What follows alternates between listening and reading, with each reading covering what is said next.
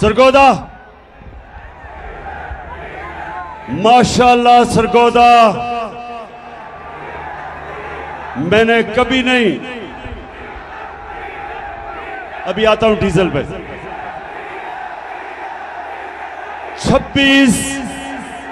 26 साल की सियासत में मैंने कभी नहीं सोचा था कि सरगोदा में इतनी तादाद में इतने ज्यादा लोग मेरे जलसे पे आएंगे।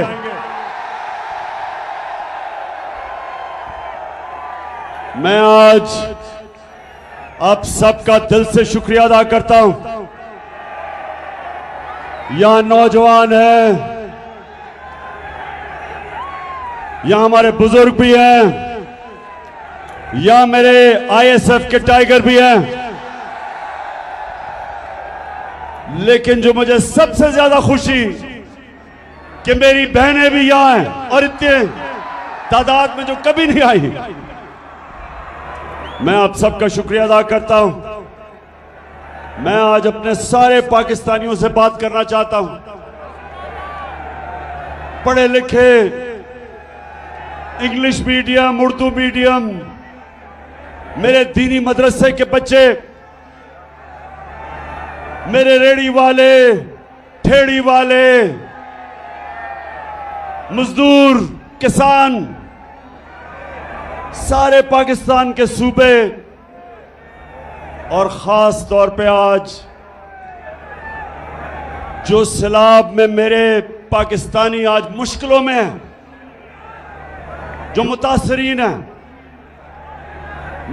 मुझे पता है वो मुश्किल में है, लेकिन मैं आज यहां खड़ा होके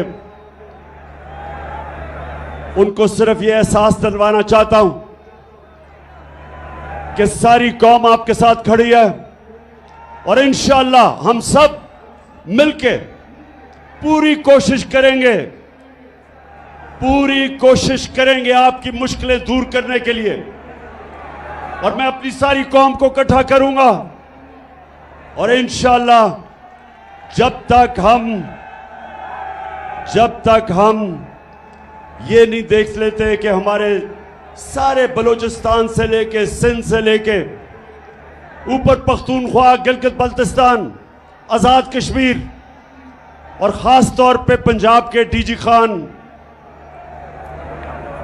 राजनपुर, ये जो इलाके जिधर लोग मुतासर हैं, मैं आज सबसे पहले कहना चाहता हूं कि सारी पाकिस्तानी कौम आपके साथ है। मैंने टेलीथॉन किया, मैंने सोचा कि 3 घंटे का मैं टेलीथॉन करूंगा, चंद करोड़ रुपया इकट्ठा हो जाएगा। लेकिन पाकिस्तानियों, 3 घंटे से भी कम वक्त पे पाकिस्तानियों ने 550 करोड़ रुपया जमा किया मुतासरीन के लिए। हम वो पाकिस्तानी कौम है जिसे खौफ खुदा है, जो नबी सल्लल्लाहु अलैहि वसल्लम की उम्मत है। ये वो कौम है जो समझती है कि अपनी आखिरत को बेहतर करने के लिए हमारे ऊपर ये फर्ज है कि हम उन लोगों की मदद करें जो मुश्किल में हैं। और मुझे इतना फख्र हुआ सरगोदा, मुझे इतना फख्र हुआ कि मेरे बैरून मुल्क पाकिस्तानियों ने जिस तरह दिल खोल के पैसा दिया, 550 करोड़ रुपया सिर्फ 3 घंटे के वक्त में उन्होंने पैसा जमा कर दिया। और मुझे इतने पैगाम आए कि इमरान खान, हम कोशिश करना चाहते थे लेकिन वो लाइनें ही सारी भरी हुई थी, ब्लॉक हुई थी। और मुझे आहिस्ता आहिस्ता अंदाजा हुआ कि अगर हमारे पास वक्त होता और वो टेलीफोन लाइंस खुली होती तो 5.5 अरब रुपया मजीद और जमा हो जाता। लेकिन फिक्र ना करो, मैं इंशाअल्लाह अब ये पैसे भी इकट्ठे करूंगा। प्रोग्राम बना रहा हूं कि किधर किधर हमने सबसे ज्यादा जरूरत है और पैसा खर्च करें।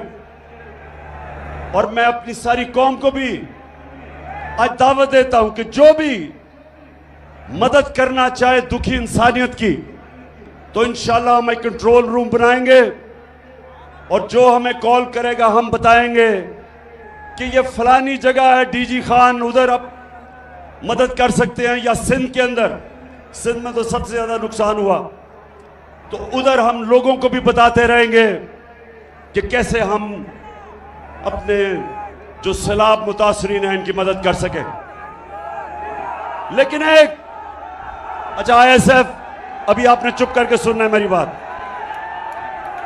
आईएसएफ में डिसिप्लिन चाहिए मुझे।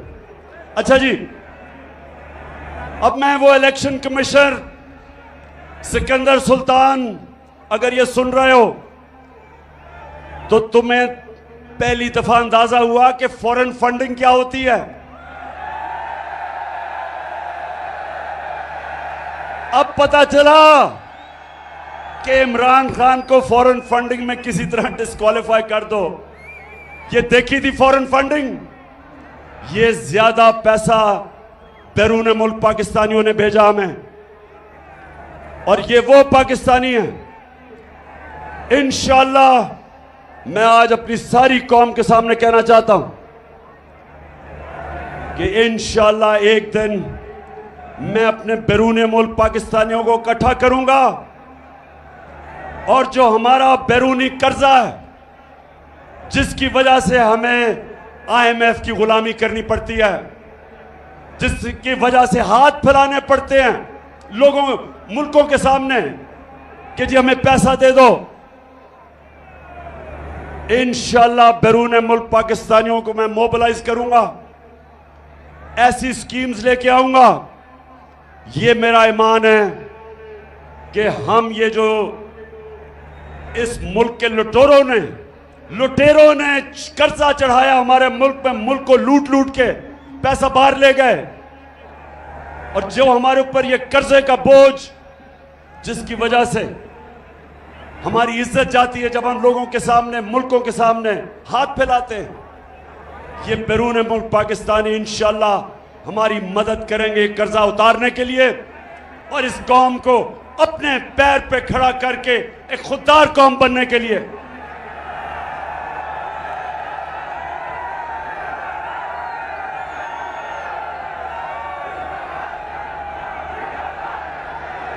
पाकिस्तानियों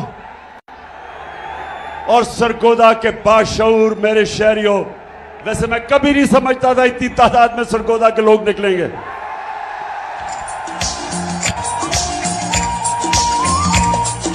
मैं भी पाकिस्तान हूँ, तू भी पाकिस्तान है, मैं भी पाकिस्तान हूँ, तू भी पाकिस्तान है, तू तो मेरी जान है, तू तो मेरी आन है, तू मेरा ईमान है।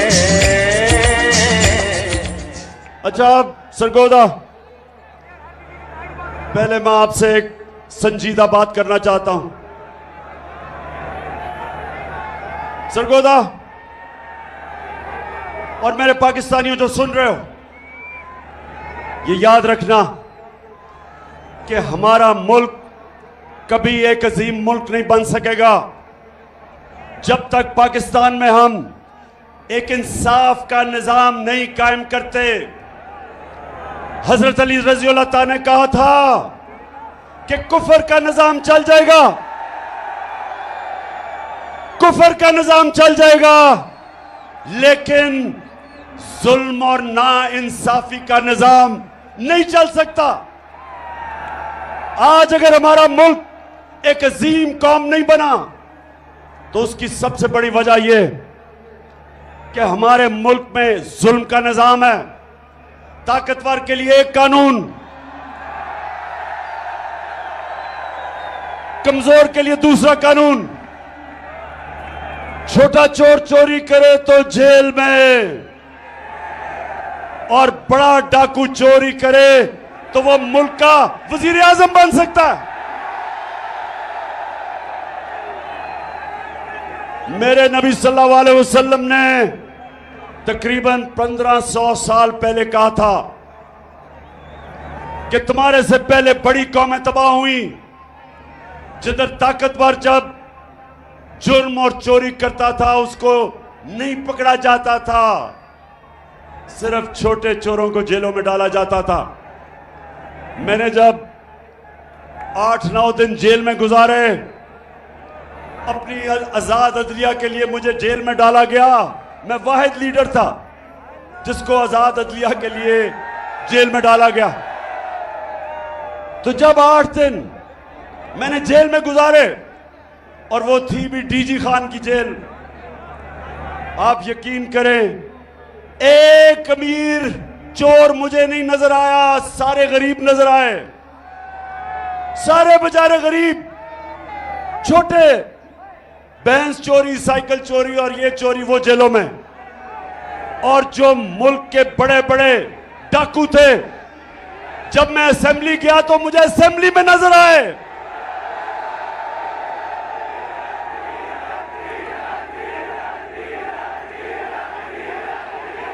बिल्कुल ठीक कह रहे हो। उन लुटेरों में से एक एक डीजल भी था। लेकिन दो बड़े बड़े लुटेरे खानदान, जरदारी खानदान और शरीफ खानदान, ये सारे आपको आज जो ऊपर बैठे हुए हैं, बैरूनी साजिश के तहत हमारे ऊपर मुसल्लत किए गए, ये जो लुटेरे बैठे हुए हैं, सरगोदा मैं सारी अपनी कौम को आज तैयार कर रहा हूं कि हकीकी आजादी की तहरीक में सब शामिल हो, क्योंकि जब तक ये चोर ऊपर बैठे रहेंगे, इस मुल्क का कोई मुस्तकबिल नहीं है। तो मेरे क्या फिर से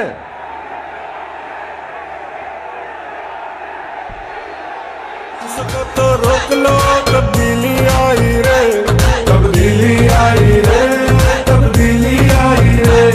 भूखा लकर का देता है दुहाई रे, तब्दीली आई रे। अच्छा सरगोदा,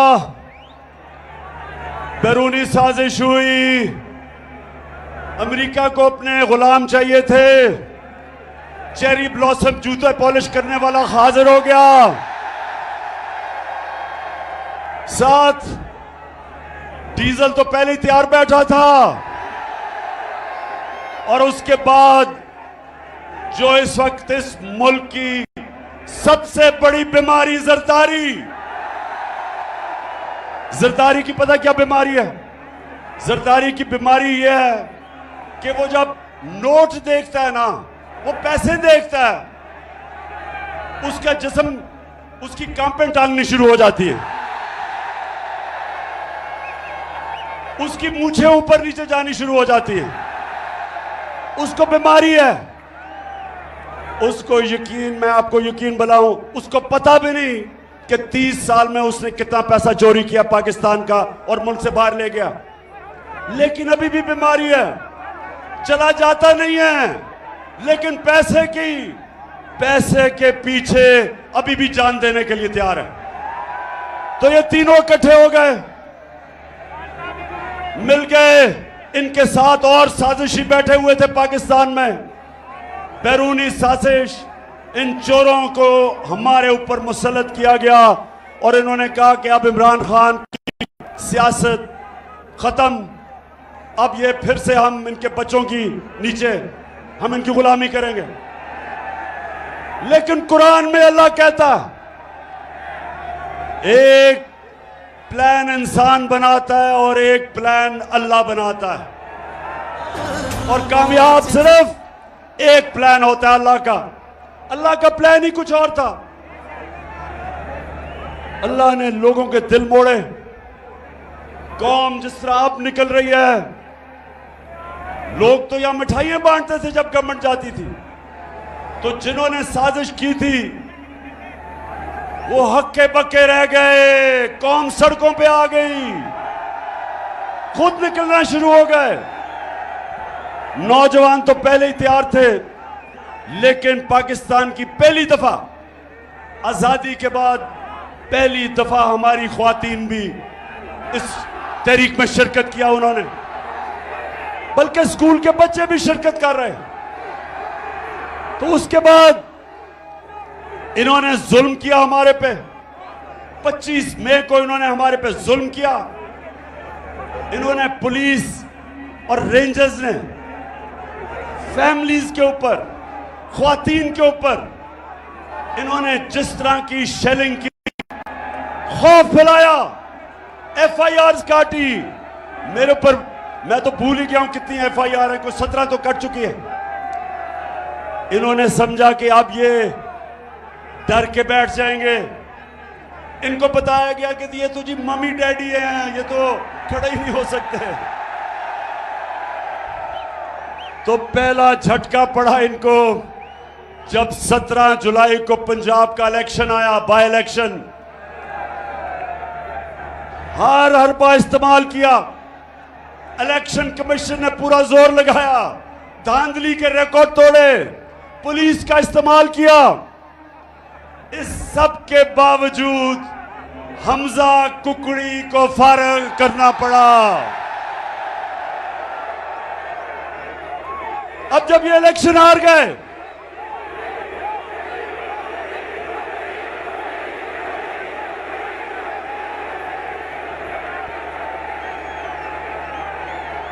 अच्छा अब सुने जरा, इलेक्शन हार गए, कैंपेन टांगनी शुरू हो गई, खौफ आना शुरू हो गया कि अगर इलेक्शन करवाएंगे तो फिर क्या होगा। 2/3 अक्सरियत इनके सामने आनी शुरू हो गई। इन्होंने फिर एक और प्लान बनाया। सरगोदा पता क्या प्लान बनाया? किसी तरह इमरान खान को फारिग किया जाए, किसी तरह इसको इलेक्शन से टेक्निकली नॉकआउट किया जाए, क्योंकि इनको ये तो समझ आ गई कि इलेक्शन के अंदर तो इनसे जो होगा वो पंजाब के बाय इलेक्शन से भी बुरा होगा। तो तब साजिशें दूसरी शुरू हुई। पहली साजिश थी हुकूमत कराने की, दूसरी साजिश शुरू हो गई कि इमरान खान को रास्ते से हटाया जाए। एक ये भी मंसूबा बना, बंद कमरों में फैसला हुआ, बंद कमरे में, कि इमरान खान को मुकम्मल तौर पे साइड पे कर दिया जाए। अल्लाह का करम है, मुझे पता चल गया। मैंने एक टेप बनाई हुई है, महफूज जगह पे रखी हुई है। उन 4 लोगों के नाम मैंने लिखे हैं जो उस साजिश में मुलव्विस थे, कि अगर मुझे कुछ हुआ तो मेरी कौम उन 4 को नहीं छोड़ेगी। सितम के कोहे गरा रूई की तरह उड़ जाएंगे। फिर वो जो इनका पालतू इलेक्शन कमिश्नर, उसको कहा कि इसको इमरान को डिस्क्वालीफाई किया जाए। फॉरेन फंडिंग, और फॉरेन फंडिंग तो देख ही लिया थी परसों रात को कि फॉरेन फंडिंग होती क्या है। और उसके बाद तोशाखाना, और इंशाल्लाह मैं चैलेंज करता हूं कि तोशाखाना का केस सुना जाए, ओपन हियरिंग में सुना जाए। और जब मेरा केस सुना जाए, और मुझे पता है कि उस केस में ये जो कोशिश कर रहे हैं जलील होंगे, लेकिन मैं चाहता हूं उसके बाद हर कोई जिसको तोशाखाना से गिफ्ट्स मिली हैं सबका सुना जाए, जरदारी का भी, शरीफ का भी, यूसुफ रजा का भी, और सारी कौम को पता चल जाएगा, दूध का दूध पानी का पानी हो जाएगा। वो हो गया 2। फिर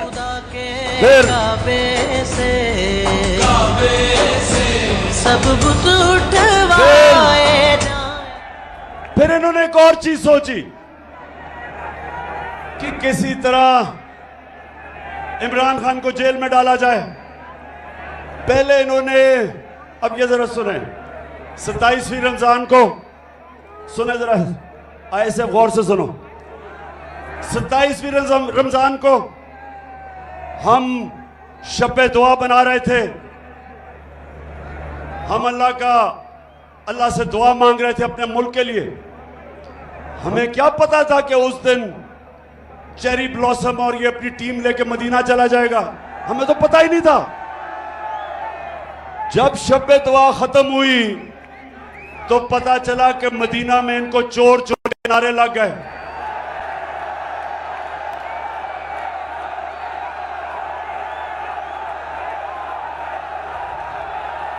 अब मदीना में इनको चोर के नारे लगते हैं और FIR इमरान खान पे कट जाती है तौहीन मजहब पे,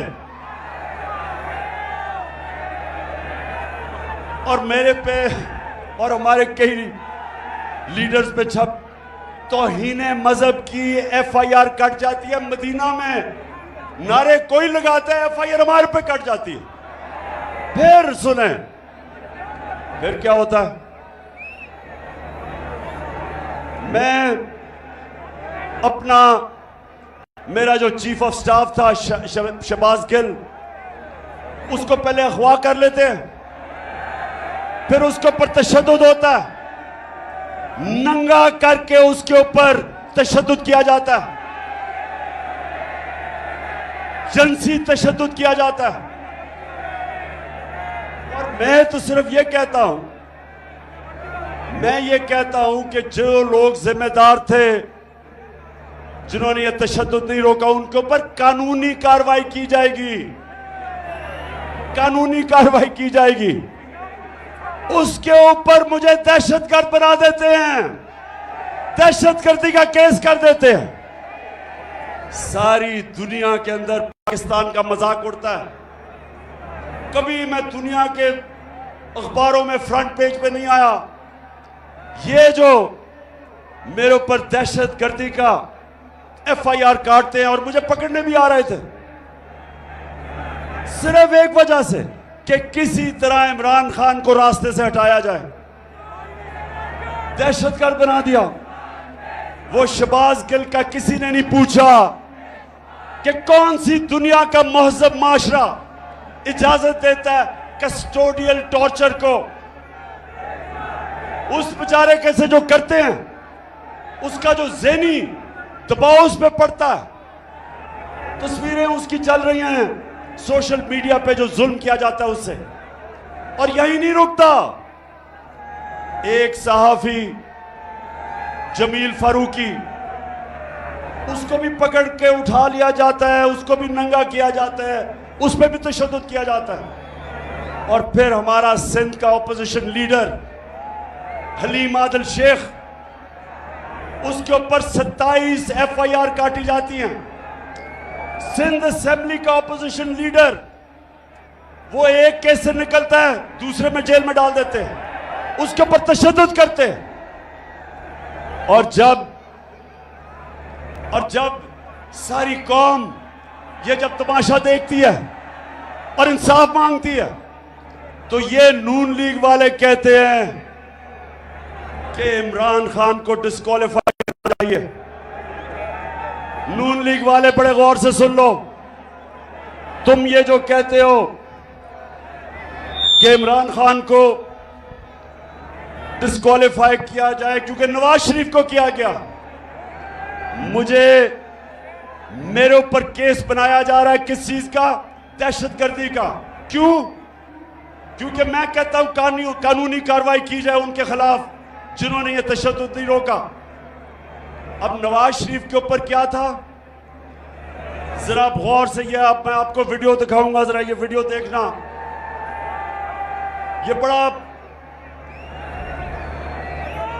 ये वो वीडियो देखेंगे, आराम, एक अभी नहीं, अब रोको। ये जो वीडियो मैं ताकि देखना, आप खुद अपनी आंखों से देखें कि इस मुल्क से हो क्या रहा है। नवाज शरीफ 3 दफा मुल्क का प्राइम मिनिस्टर था, 3 दफा।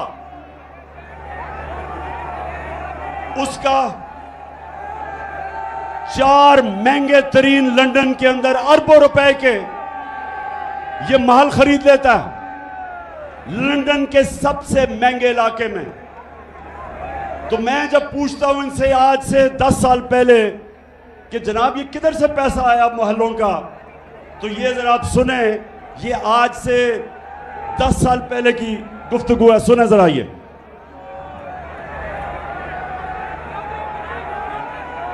प्रॉपर्टी आप ले सकते हैं क्योंकि आपने मे फेयर के अंदर जो आपकी 4 अपार्टमेंट्स हैं उनकी 1 अरब से ज्यादा, 1 अरब रुपए से ज्यादा उनकी कीमत है। अब 4.5 अरब तक पहुंच गई है उनकी कीमत। आपने अपनी जो टैक्स में टोटल आमदनी बताई है 94 में 1.5 लाख रुपए। मुझे ये बताएं कि आपने अरबों रुपए की मे फेयर में प्रॉपर्टी खरीदी कैसे?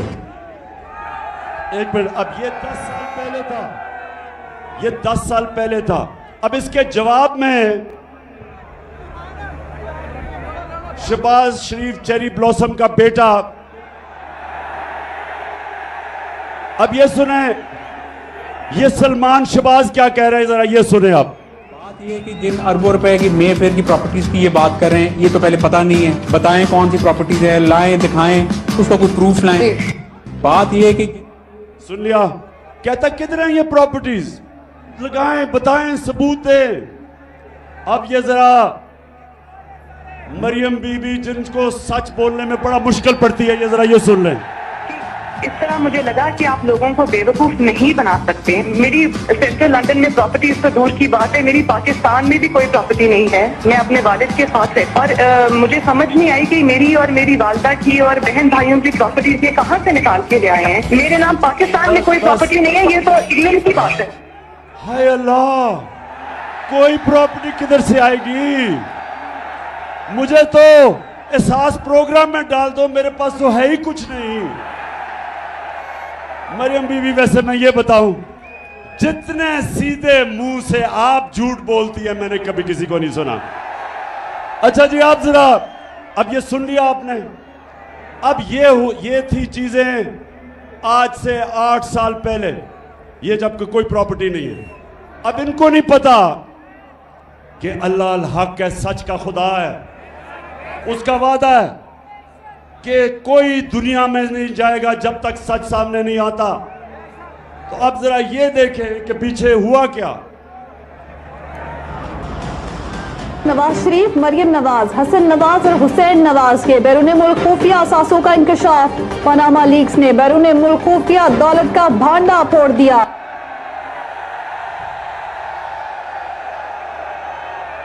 पाकिस्तानियों, अल्लाह अल हक है, सच का खुदा है। तो ये झूठ सुन लिया पहले आपने कि लंदन तो छोड़ें, पाकिस्तान में मेरी बेचारी की कोई प्रॉपर्टी नहीं है। अब ये इंटरनेशनल इंकशाफ हो जाता है। बड़े बड़े दुनिया में सियासतदान पकड़े जाते हैं जिन्होंने अपने मुल्क से पैसा लूट के बाहर रखा हुआ था, वो पकड़ा जाता है। अच्छा, अब जब ये पकड़ा जाता है तो मरियम बीबी के भाई साहब अल्हम्दुलिल्लाह क्या कहते हैं? मैं इस बात को तस्लीम करता हूँ कि अल्हम्दुलिल्लाह पाक लेन के ऊपर जो अपार्टमेंट्स हैं वो अल्हम्दुलिल्लाह हमारे हैं। मैं इस बात को तस्लीम करता हूँ कि उनको ऑफशोर कंपनीज नेस्कॉल लिमिटेड और नीलसन लिमिटेड जो है उनको ओन करती हैं। और मैं आपको ये भी अर्ज करता हूँ उनको होल्ड कर रही है इस वक्त मरियम नवाज शरीफ, मेरी हमशीरा जो है।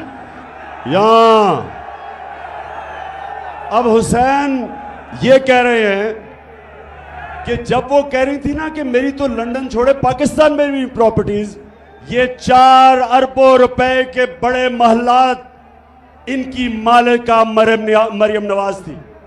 अब मरियम नवाज के पास तो पैसा ही नहीं था। पैसा किधर से आना था? किधर से आना था पैसा? बताओ, पैसा किधर से आना था? आपसे आना था। कौम का पैसा चोरी करके ये प्रॉपर्टीज खरीदी गई। तो नून लीग वालों, मेरे से नवाज शरीफ का मुआवजा ना करो। मैंने 20 साल बाहर कमाई की, सारा पैसा सब कुछ बेच के, सारा मेरा पैसा जीना मरना पाकिस्तान में है। मेरी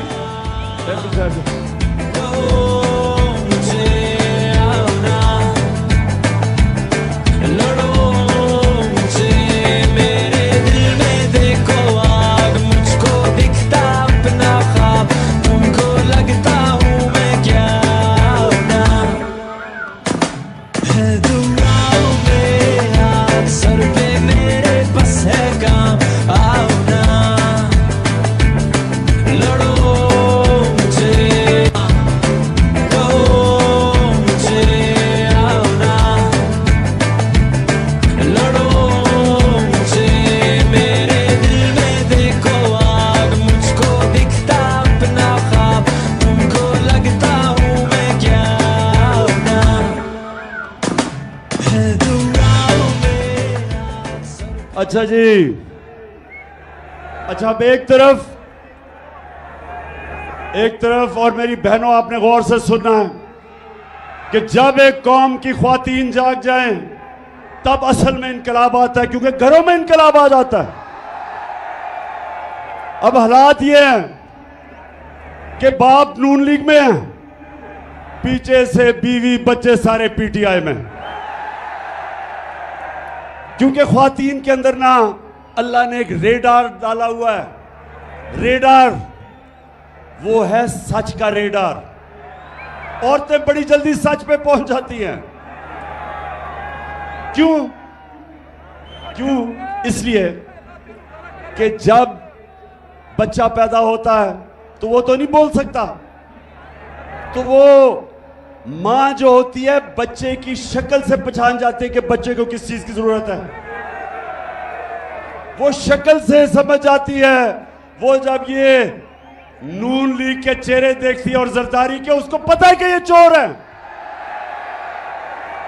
अच्छा, तो एक तरफ तो पैसा है इस मुल्क का चोरी करके ये, और जरदारी खानदान और शरीफ मुल्क से बाहर आपका पैसा चोरी करके, ये जो फ्लैट खरीदे गए हैं ये आपके पैसे से खरीदे गए हैं। और इसलिए मैं 26 साल से जहाद कर रहा हूं इनकी करप्शन के खिलाफ। क्योंकि करप्शन क्या होती है, चोरी और करप्शन में क्या फर्क है?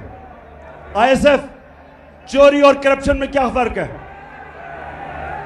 चोरी होती है जब आपके घर में जाके कोई चीजें चोरी करता है, उसको चोरी कहते हैं। करप्शन होती है जब कौम का पैसा चोरी किया जाता है, जब आप सबका पैसा जो स्कूलों पे लगना, जो अस्पतालों पे लगना है, जो सड़कों पे, जो मुल्क के बिजली बनाने में, जो चीजें सस्ती करने में पैसा होता है, वो चोरी में मुल्क से बाहर चला जाता है। इसलिए करप्शन कौमों को तबाह कर देती है। चोरी तो सिर्फ एक इंसान को नुकसान पहुंचाती है, करप्शन मुल्क तबाह कर देती है। तो ये क्यों चोरी करके पैसा बाहर भेजते हैं? ऐसे बताओ क्यों पैसा बाहर भेजते हैं? क्योंकि अरबों रुपया आप अपने बिस्तर के नीचे नहीं रख सकते। अरबों रुपया अगर आप मुल्क में रखेंगे तो लोग पूछेंगे किधर से पैसा आया। इसलिए चोरी करके मुल्क से बाहर पैसा भेजते हैं, तो अपना पैसा बाहर। और आजकल चेरी ब्लॉसम शहबाज शरीफ लोगों के पास जा रहा है। बड़ी तकलीफ है इसको मुतासरीन की। जहाजों से चीजें फेंकी जा रही हैं सिर्फ तस्वीरें खिंचाने के लिए। शहबाज शरीफ, अगर तुम सीरियस हो तो अपने और भाई और जरदारी को कहो आधा भी अपना पैसा वापस ले आओ, तो हम कितनी मदद कर सकते हैं सैलाब मुतासरीन की। अच्छा, अब जरा ये सुने, शहबाज शरीफ जब से आया है मुल्क को शर्मिंदगी पे शर्मिंदगी उठानी पड़ रही है। जरा ये सुने क्या कहता है। मैं सऊदी अरब से होके आया हूँ, मैं यूएई के होके, अभी मैं तुर्की होके आया हूँ, और मैंने उन भाइयों को कहा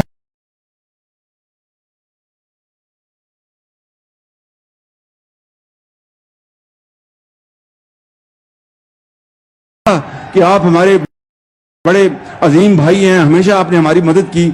और मैंने यही कहा, जब मैं आया हूं तो आप समझेंगे शायद ये मांगने आया है। मैं मांगने नहीं आया, लेकिन जब मैं आया हूं तो आप समझेंगे शायद ये मांगने आया है। मैं मांगने नहीं आया, लेकिन मजबूरी है। जिस तरह माजी में 75 साल में आपने हमारा हाथ बटाया है, कुछ अर्सा आप हताहत बहुत मजबूरी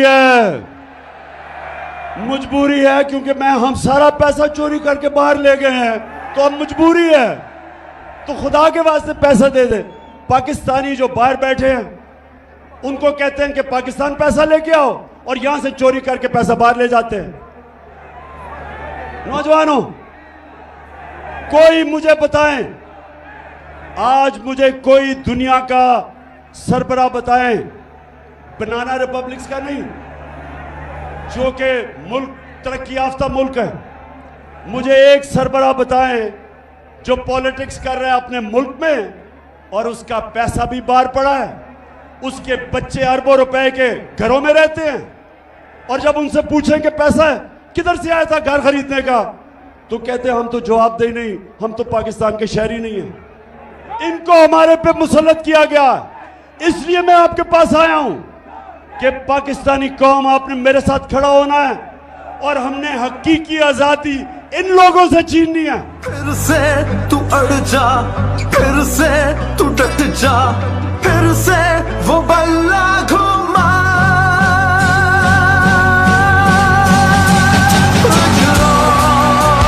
कदम बढ़ा, फिर से वो लम्हा दोहरा जब जीत के आया था, फिर से वतन को जिता। एक और कदम बढ़ा। सरगोदा, अब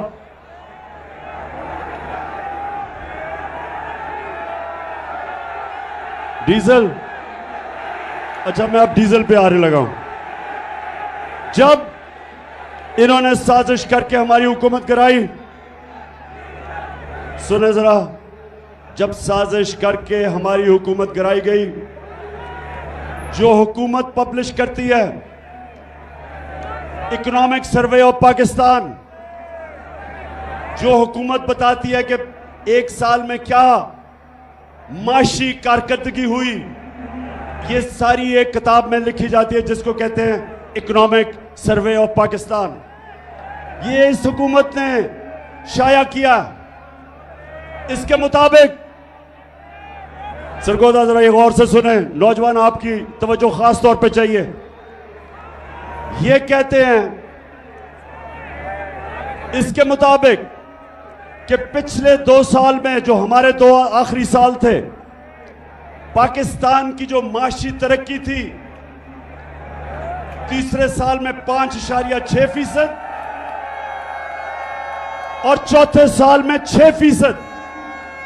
17 साल के बाद ये पाकिस्तान की बेहतरीन इकोनॉमिक परफॉर्मेंस हुई थी।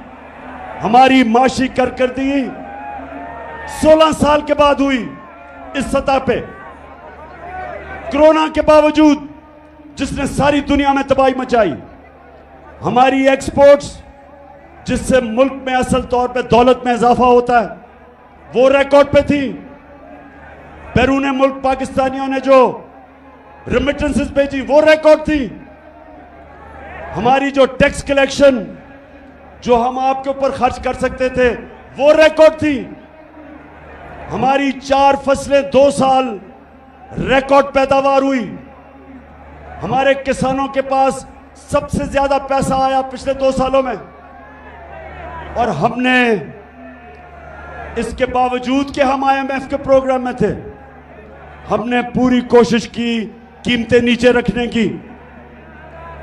जो हमारे दौर में महंगाई थी, जिसको कहते हैं SPI, सेंसिटिव प्राइस इंडेक्स, जो आम आदमियों के लिए महंगाई होती है, जो खाने पीने की चीजें, बिजली, गैस वगैरह, हमारे दौर में वो था 17 से 18%।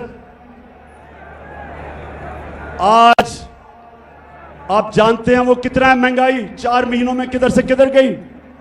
हम जब छोड़ के गए थे तो 17 और 18% के बीच में थी। सरगोदा आज 45% से ऊपर चली गई है। 3 गुना महंगाई बढ़ गई है। आज जो बिजली के बिल देने आए थे लोग, पूछे जिन जिन्होंने बिजली के बिल दिए, जरा हाथ खड़ा करके बताएं बिजली के बिल दिए। बताएं मुझे कि जब बिजली के बिल दे रहे थे तो 2 गोलियां डिस्प्रिन की भी साथ खानी पड़ी, धचका पड़ा। और ये वो लोग थे जो कह रहे थे कि इमरान खान ने बड़ी महंगाई की। मैं तो आज, पहले तो अल्लाह तेरा शुक्र अदा करता हूं, तू अल्लाह हक है। लेकिन वो जो टीवी चैनल्स, मैं जरा आज वो लिफाफे वाले लोग, लिफाफे सहाफी, पैसे लेके मीडिया चैनल वाले, आज जमीर फरोश मीडिया वालों, जरा लोगों से तो पूछो उनके ऊपर क्या गुजर रही है आज। अब पूछो कि वो बिजली का बिल दे या स्कूल की फीस दे या वो बच्चों के लिए खाना लेके आए। 45% से आगे बढ़ गई है महंगाई, 3 गुना ज्यादा। और ये भी सुन लें, जब हमारी हुकूमत थी तो सबसे वो हमने काम किए जो पाकिस्तान की तारीख में नहीं हुए। हम हेल्थ कार्ड लेके आए, हेल्थ इंश्योरेंस हर खानदान को, पंजाब में और पख्तूनख्वा में हर खानदान को 10 लाख रुपए का हेल्थ इंश्योरेंस कि किसी भी अस्पताल में जाके इलाज करवा सकते थे। पहली दफा आम आदमी प्राइवेट महंगे अस्पतालों में इलाज करवाता था। मेरे दोस्त डॉक्टर्स हॉस्पिटल वाला कहता आज से 4 महीने पहले कि इमरान खान, ये पहली दफा हमने आपकी हेल्थ इंश्योरेंस पे एक आम किसान का हार्ट ऑपरेशन किया, पहली दफा। तो ये कभी पहले नहीं हुआ। हेल्थ इंश्योरेंस एहसास प्रोग्राम हम लेके आए, हमने सूद के बगैर कर्जे दिए गरीबों के लिए, 20 लाख खानदानों के लिए, कि हमने उनके घरों के लिए सूद के बगैर कर्जा दिया। पूरी कोशिश थी नीचे से लोगों को ऊपर उठाया जाए। इसके बावजूद कि हम IMF प्रोग्राम में थे, महंगाई रोकी हमने, दुनिया में महंगाई थी। तो मैं आज पूछता हूं कि वो जिन्होंने साजिश की, आज बताएं कि जो पाकिस्तान का हाल है, कौन जिम्मेदार है इसका? कौन जिम्मेदार है?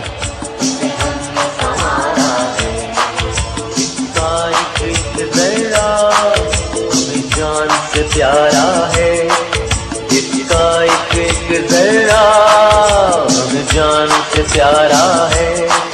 ये देश, ये देश, ये देश हमारा है। मैं आज ये सवाल पूछता हूं, मैं पाकिस्तानी होते हुए सवाल पूछता हूं कि जब हमारा मुल्क सही रास्ते पर लगा हुआ था, तरक्की की तरफ जा रहा था, जो क्रेडिट रेटिंग थी पाकिस्तान की, मूडीज की, फिच की, सेटिस्फैक्टरी थी, कौन सी क़यामत आई थी कि हमारी गवर्नमेंट गिरा के और इन चोरों को ऊपर मुसल्लत करो? कौन जिम्मेदार है इसका? और बजाय आज कल के दिनों में कि ये सोचो कि ये मुल्क को तबाही की तरफ लेके जा रहे हैं। इस वक्त माइशत नीचे जा रही है, फैक्ट्रियां बंद हो रही हैं, एक्सपोर्ट्स कम हो रही हैं, बैरून मुल्क पाकिस्तानी कम रेमिटेंसेस भेज रहे हैं। आज मैं पूछता हूं कि जिस तरफ ये मुल्क को लेके जा रहे हैं, क्या किसी को फिक्र नहीं अपने मुल्क की, जिनके पास ताकत है फैसला करने की, इसको मुल्क को इस दलदल में से निकालने की? सिर्फ एक रास्ता है, साफ और शफाफ इलेक्शन करवाओ, उसके अलावा कोई दूसरा रास्ता नहीं है। और मैं आज ये भी कहना चाहता हूं कि जिस तरह मुझे दीवार से लगाया जा रहा है,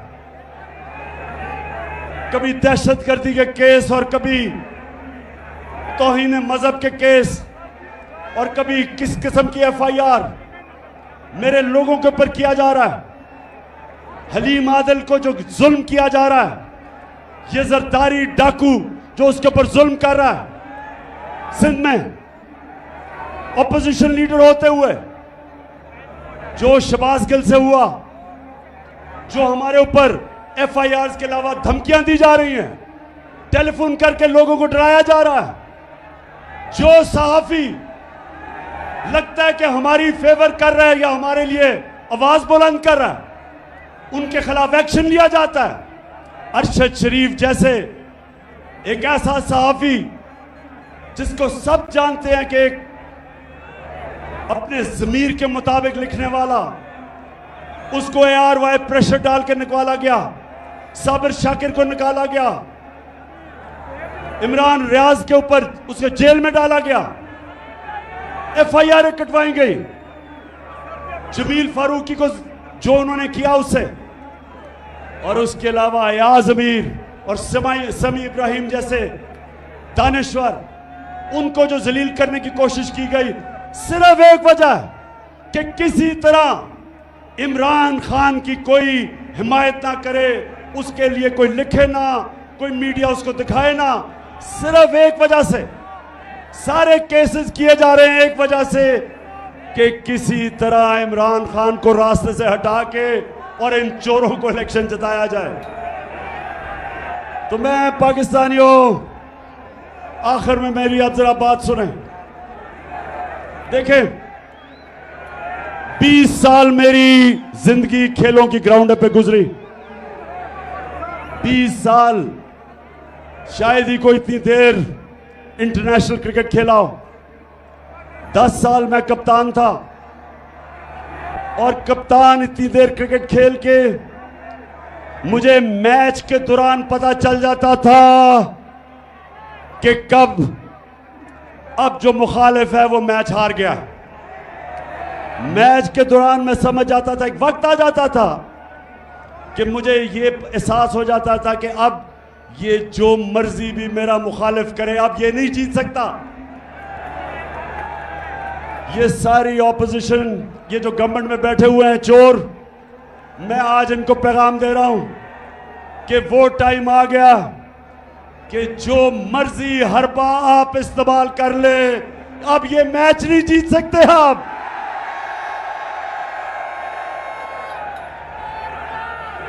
मैच अब एक ही तरफ जाएगा। जितना आप दबाएंगे मेरी पार्टी को, उतना ज्यादा ऊपर उठेगी। जितना आप मीडिया से उसको दबाएंगे, ये इस तरह सरगोदा स्टेडियम, सरगोदा की तारीख में इस तरह स्टेडियम में लोग नहीं आए जिस तरह आज आए हैं। जो मर्जी कर ले, ये मैच अब हार गए। अब आप जो भी करेंगे मुल्क को नुकसान पहुंचाएंगे। मुल्क का सोचे, जाती मफादात का ना सोचे। जो अपने छोटे छोटे फायदे सोच रहे हैं, मुल्क को नुकसान पहुंचा रहे हैं। कौम का सोचे, 22 करोड़ पाकिस्तानियों का सोचो। ये लोगों का मुस्तकबिल, अपने बच्चों का मुस्तकबिल, इनके मुस्तकबिल का सोचो। और जब आप सोचेंगे इनका मुस्तकबिल ये जरदारी, डाकू और डीजल और शहबाज शरीफ की तरह के चोरों के साथ इनका मुस्तकबिल नहीं है। इनका मुस्तकबिल है कि कौम साफ और शफाफ इलेक्शन से फायदा खुद फैसला करे कि कौन सी क़यादत इस कौम को चाहिए, और यही एक रास्ता है। और ये जितना भी मुझे दीवार से लगाएंगे, याद रखें कि मैं तो वो कप्तान हूं। जितना आप मुझे दीवार से लगाएंगे, मैं तो और लड़ूंगा, मैं तो और मुकाबला करूंगा।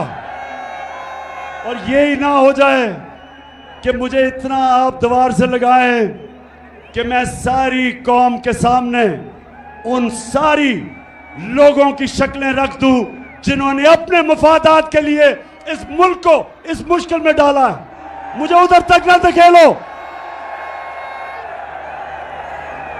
4 महीने से मैं सब्र कर रहा हूं। मैं अपने मुल्क के लिए सब्र कर रहा हूं। मेरे लिए इस वक्त कौम मेरे साथ खड़ी है। गिलगित बल्तिस्तान में तहरीक इंसाफ, पख्तूनख्वा में तहरीक इंसाफ, पंजाब में, आजाद कश्मीर में, तो मैं जब चाहूं इस्लामाबाद को बंद कर सकता हूं, लेकिन अपने मुल्क के लिए नहीं कर रहा। माशी हालात की वजह से नहीं कर रहा। और अब सैलाब आ गए, लेकिन मैं फिर से आखिर में कहता हूं, मुझे उधर तक ना धकेलो। मैं वो हूं, वो जितना आप कोशिश करेंगे मुझे प्रेशर में ला के, डरा के, धमका के, FIRs काट के, मैं उतना और जोर से आपका मुकाबला करूंगा। सरगोदा, मैं आपको आज दिल से शुक्रिया अदा आपका करता हूं, जो आज आपने जिस जुनून से यहां इस गर्मी में आप आए। मैं अपनी सारी सरगोदा की टीम, आमिर कियानी प्रेसिडेंट यहां के, और जितने मेरे एमपीज, मेरी टीम, मैं आज आप सबको मुबारक देता हूं जबरदस्त जलसे की। पाकिस्तान जिंदाबाद।